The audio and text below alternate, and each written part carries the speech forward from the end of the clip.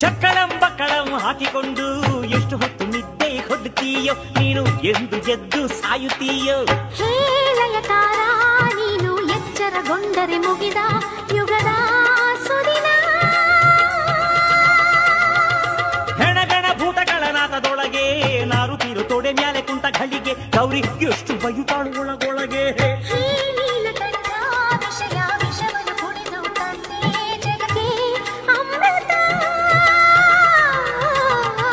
ಶುಚಿ ರುಚಿ ಇರೋ ಕಡೆ ಇರ್ತಿಯಂತೆ, ಕೊಟ್ರೆ ಹಸಿ ಮದ್ಯ ಮಾಂಸವನ್ನೇ ಇಕ್ತಿಯಂತೆ.